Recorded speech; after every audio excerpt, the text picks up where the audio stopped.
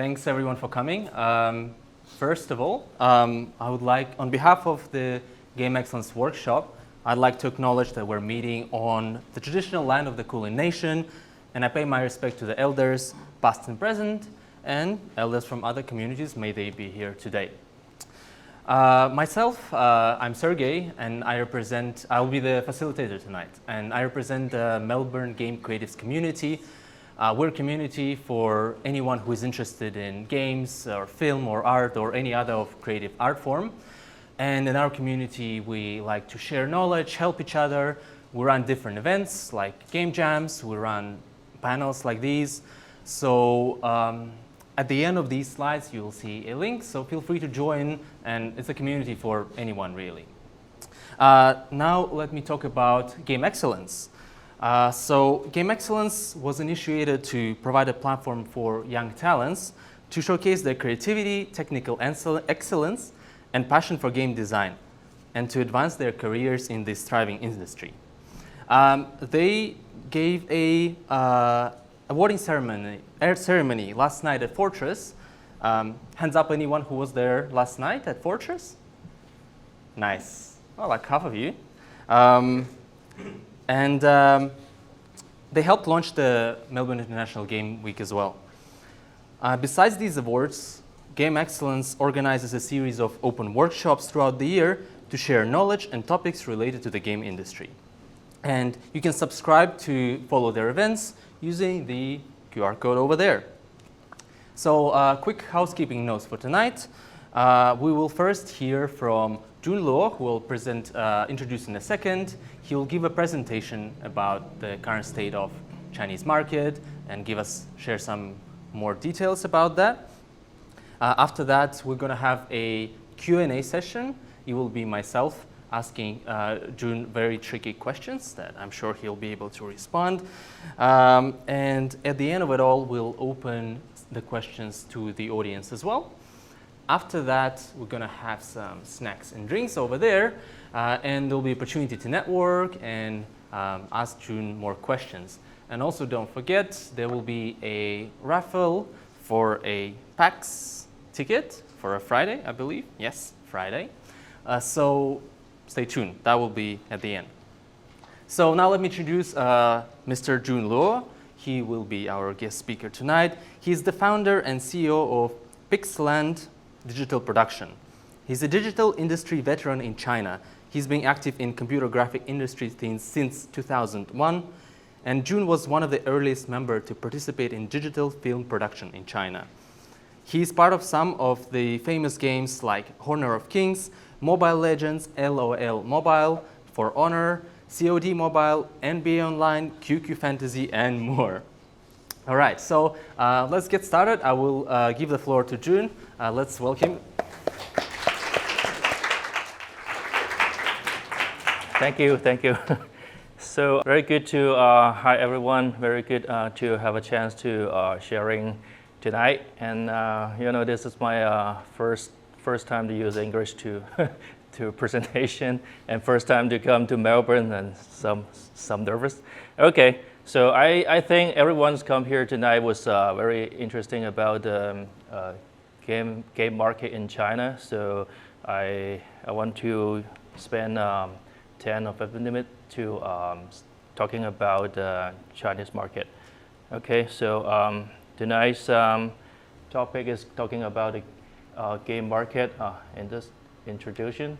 So come back to the Chinese game market. I want to talk about a little bit about the history of the Chinese game market. So this is my first console in my childhood when I was 8 years old. So my mom spent one month's salary to buy this for me, and so at that moment, you're taking that kind of things. It's like you are driving a Porsche in your car. In your classroom, so everyone was coming together. So this is a quite amazing time. So come back to my middle school, and then arcade games, and you can see the environment. So everyone will crazy about to playing the games like the popular games and Street Fighters.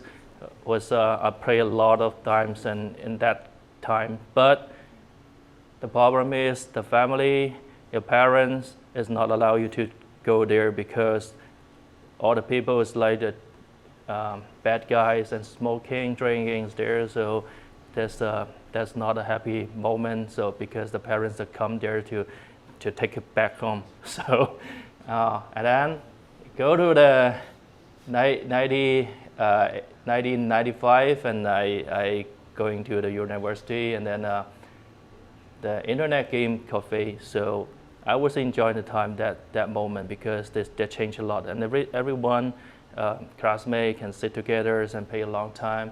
And right now the gaming cafe in China, so we changed a lot. And then you can see the fancy environment and the surfacing was very well. And you can lunch, dinner, and play all the days. So the young people was very happy and enjoyed the time and that place.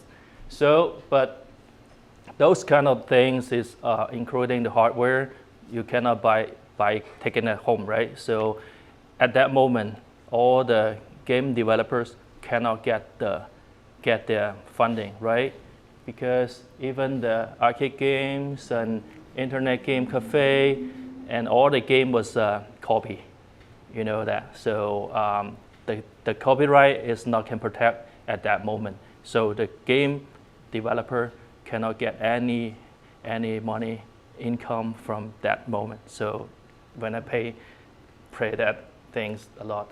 So right now it's a mobile game markets and I think it's 2012 come from now is everyone can get their mobiles and everyone can pay by themselves. So that's why, and this is a huge difference between my childhood and right now. So so you can see the console game, art game, and PC game, web game, and all the things is inside is together is the Chinese game market, but mobile games definitely was the huge success in that moment. So right now you can see this is the news about 2 days before the Chinese team in the eSport Asia game got the golden award in the honor of kings. So you can read that news. That already means a lot because when I was a child and then you're playing a game, you're doing not a good things, you're in the dark side. But right now, the young people, young generation doing games, making games, you got the sunshine and the gold. So this is a huge difference. So that's why game market in China, that's not like outside of China, they change a lot. And also, when talking about the game, I want to introduce some of the city. So you have to know I call that the big game city. It's like Beijing, Shenzhen, Guangzhou, Shanghai, and Chengdu. So those kind of the city, if anyone goes to that kind of the city before the COVID, and actually a lot of foreigners was coming to those cities because they're setting up their studio in those cities like Ubisoft, EA, 2K, and set up their own studio in Shanghai and Shenzhen and Chengdu. So that those past 10 years, they spend a lot of time to build up their own teams. So, and another part is they have experience to how to work with the China team together. So in those cities, so right now you can see Shenzhen, they have Tencent, right? So Shanghai, you can see miHoYo. So all those big cities have a big giant company. So because they have experience to work with the overseas company the 10 years before, they do a lot of outsourcing service, and they learn the pilot, learn the experience, and learn the tools, and they how to know about to running the worldwide quality products in China. So that's those city. If you want to come and get some people and cooperation, you can go to that kind of city, you can find well. And then, so here is some of the Chinese game platform and publisher in China. So some of you can see before, but some you may don't know. So like this kind of union, So China is called 硬核联盟. So actually, it's like the mobile factory, like Huawei, Vivo, Oppo. So they group together. So when your games launch in one platform, they can split on every platform in the mobile. So this is kind of some of the platforms. So you can see the App Store and Steam also well you can run in China, but that's a Chinese version, not the version you're using right now. Okay, I will talk that later. And then so also the Chinese publish like NetEase games and already have a very good operation with some of the overseas company like the Japanese developers, and they already set up the company in Tokyo for 10 years before. So buying some small team and working with some of the local team, they can work well with that kind of the Japanese cartoon style. So this is some new product they will launch in next month. Yeah. So we can see some of the numbers, and right now I just checked about the report, and so since August, so 40 Chinese publisher, like already get totally revenue almost 40%. So you can see the Chinese market and the publisher can get a huge market in the world. So so I can sharing another some of the numbers you may have interest about is 2022. So totally the Chinese game user is like 720 millions. So that's a lot, right? So even you get a very little success, you can get a big success for your team. So so definitely 95% users come from the mobile games, because if you want to do the console, want to do the VR, want to do the PC, so yeah, only have the 5%. So you can search what kind of thing you do, and then 55% users age is 20 to 30. So that's good things, right? Because so like I said, the Chinese game mobile already running 10 years. So 20 and 30, that means the user already playing the games for 10 years. So they know how to play the game and how to pay for it. So and then 20 and 30, they already have a job, right? So they have money can pay for the game. So that's quite good. And also 40% is female game users. So what I can see, those and playing the games, right? But in my childhood, in my classroom, no girls playing games. So this is a huge difference. So right, you can go to China and you can see in a cafe, in the room, and boys and girls play together is quite normal. So you can see some of the icons is very for the female game. So you can see it. And then the game's product can accept all kinds of the art quality.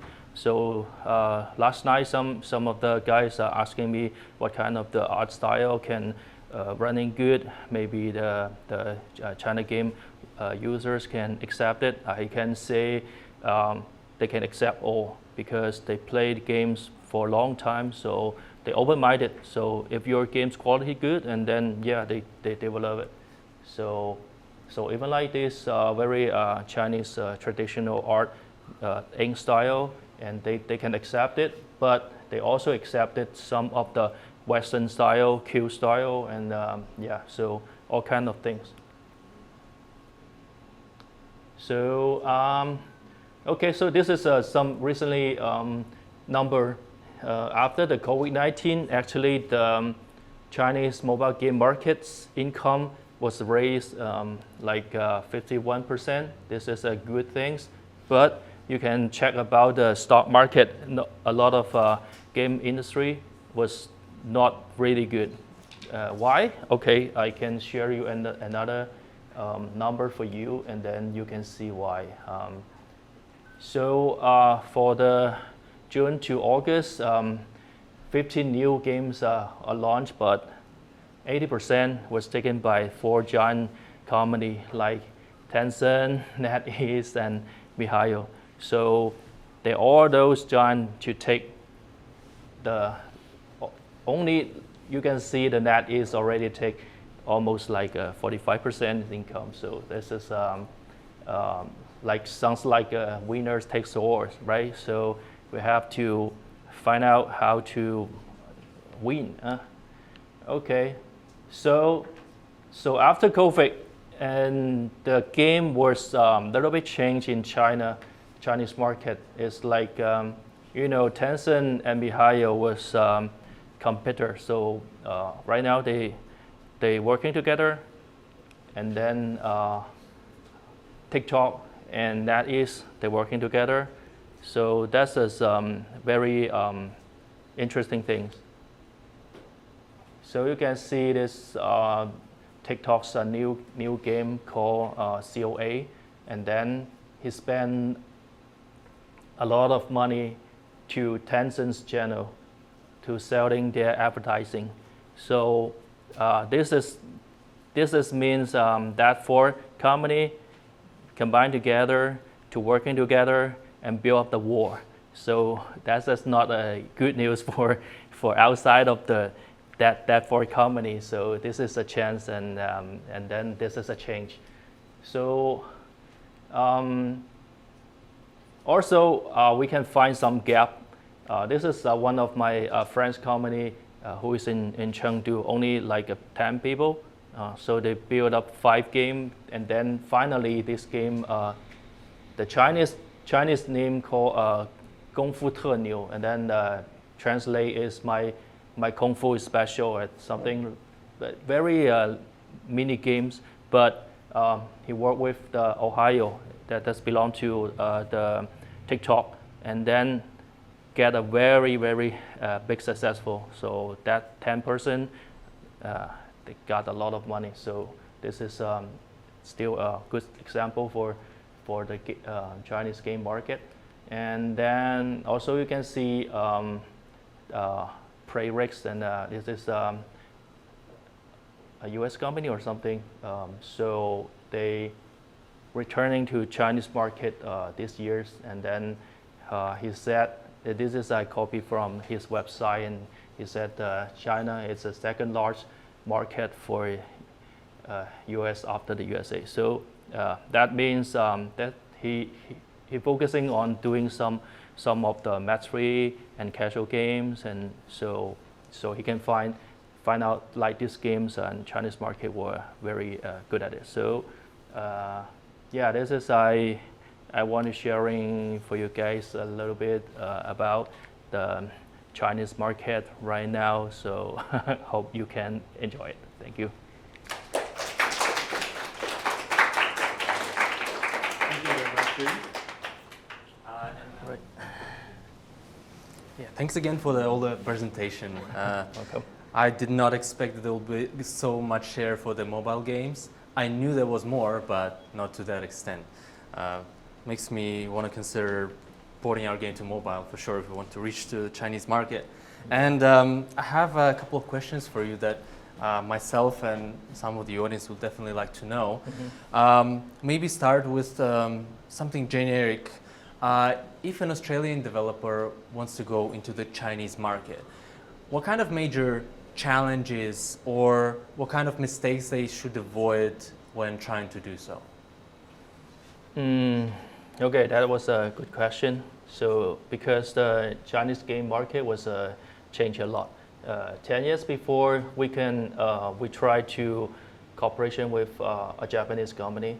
So that was a very famous game company in Japan local company.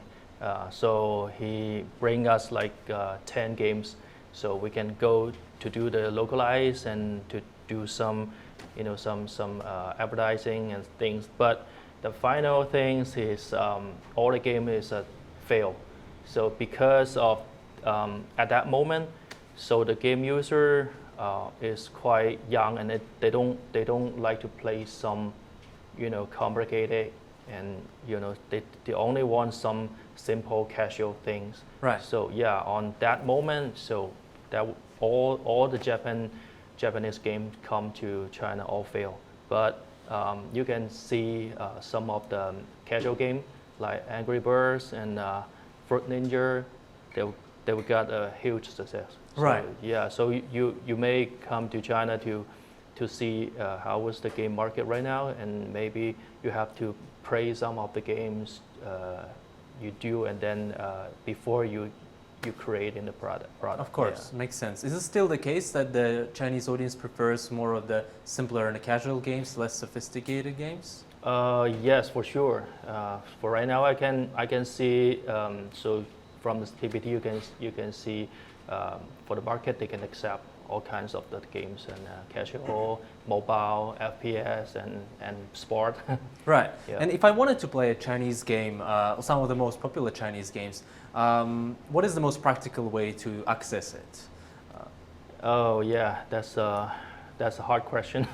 So even like I'm going to Dubai and I want to open an account for me, then that's hard to do it. And you can find someone like me who in China and can give you some of the information and give you a lot of.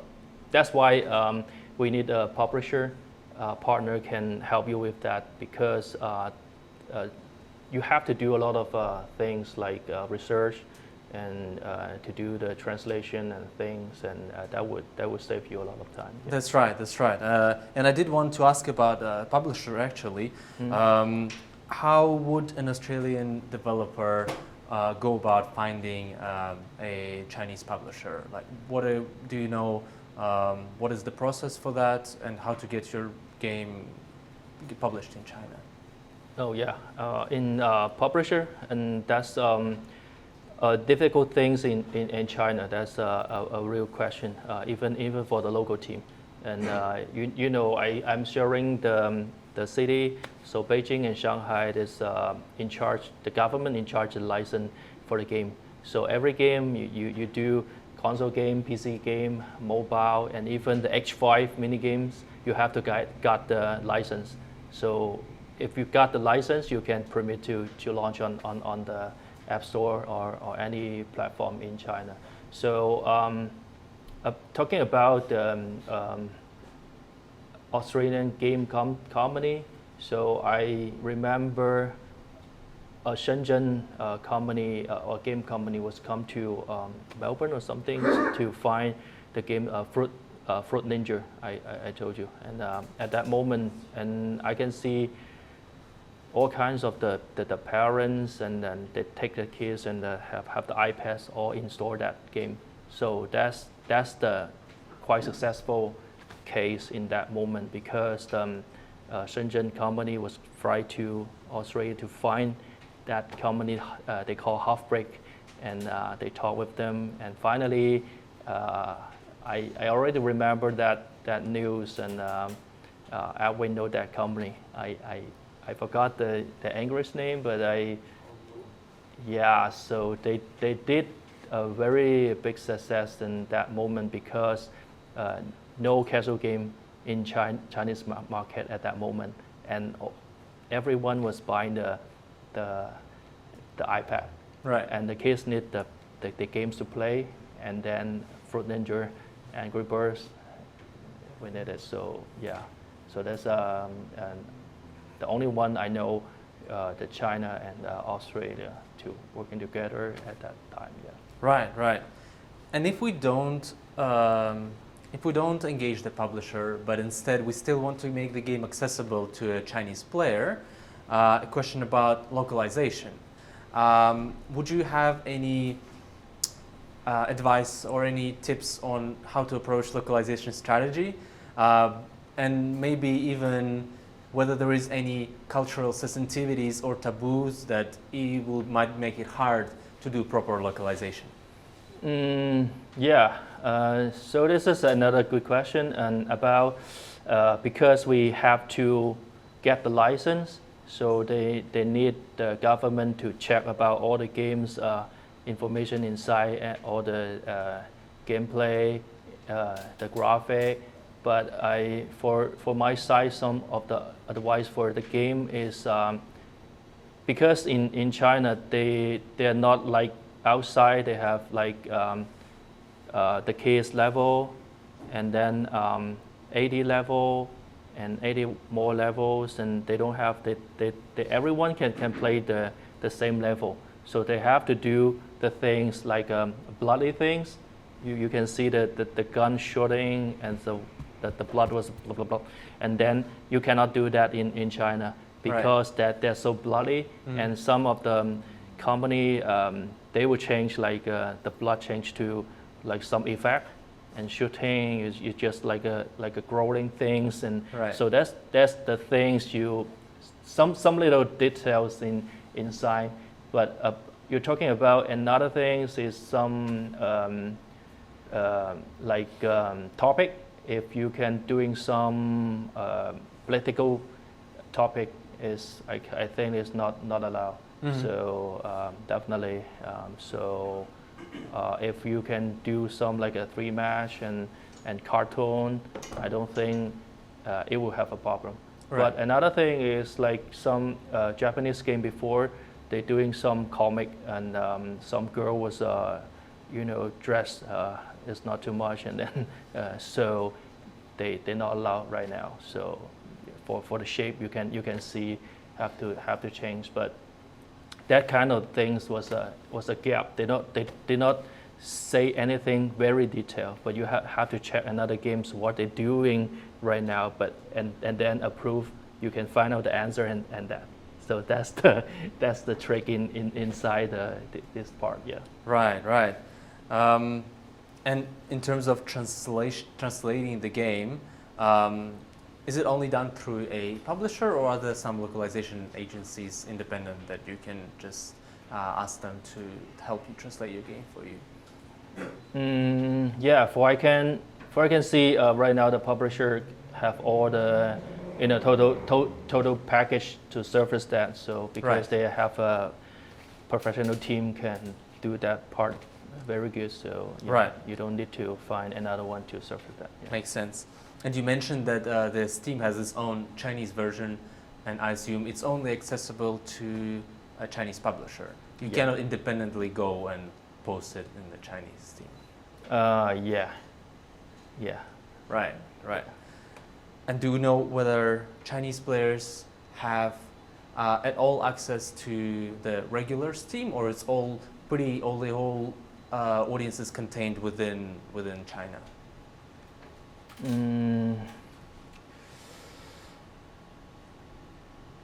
I don't know how to answer that because I still not get enough information about that kind of part to. Yeah, I was asking because I'm curious. I noticed some of the games in the Steam that we know, they have Chinese players commenting. I was wondering whether these are players playing from their country or being overseas. Yeah, actually, we have a VPN, right? So we can go through the war. So anyone who really want that game, so even like we playing the console, we can use VPN.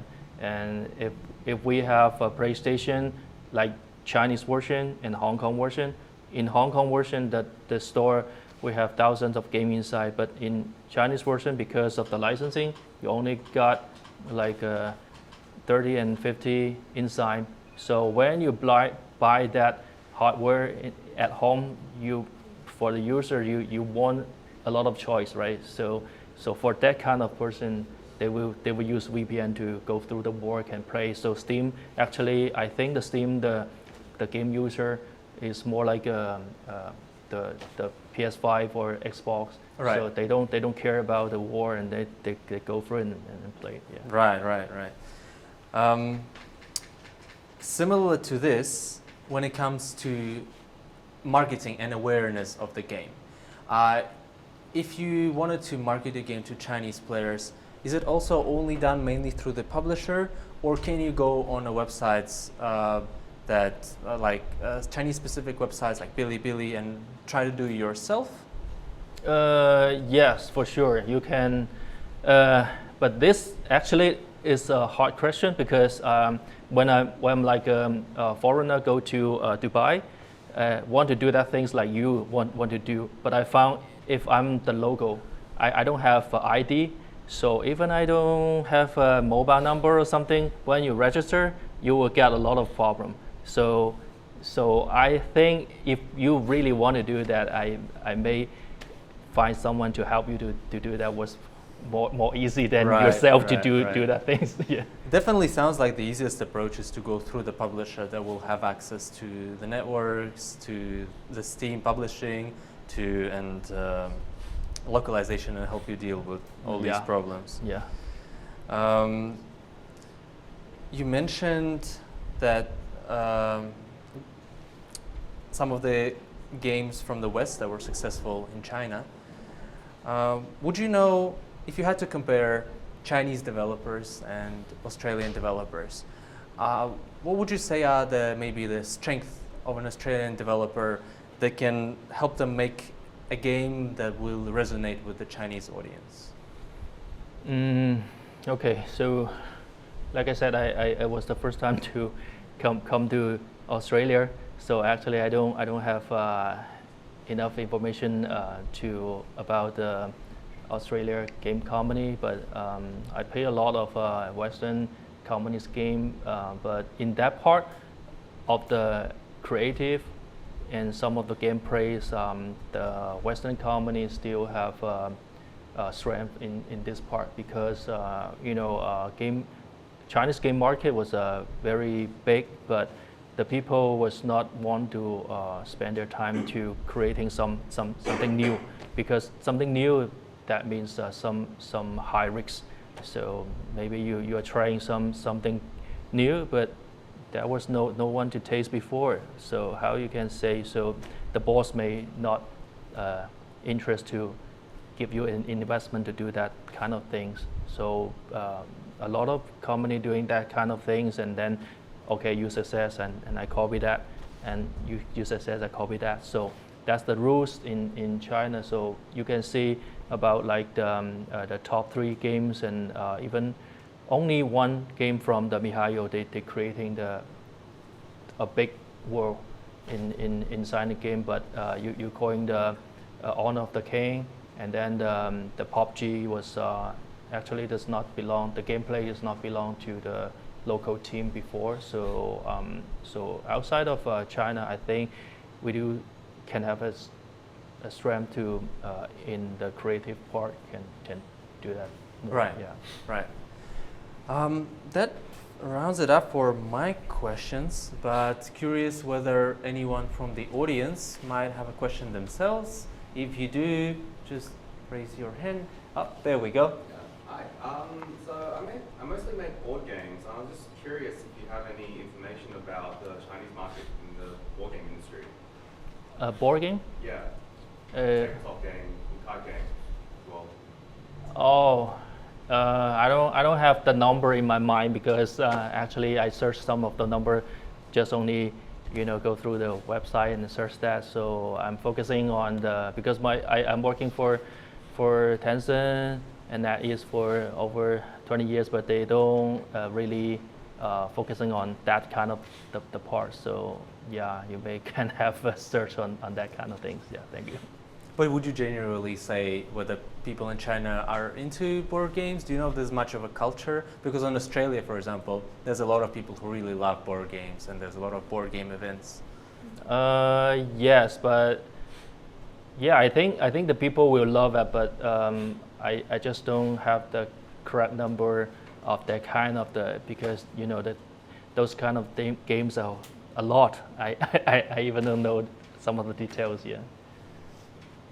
If you want to know, I may search for that later for you. Anyone else have a question for Jun?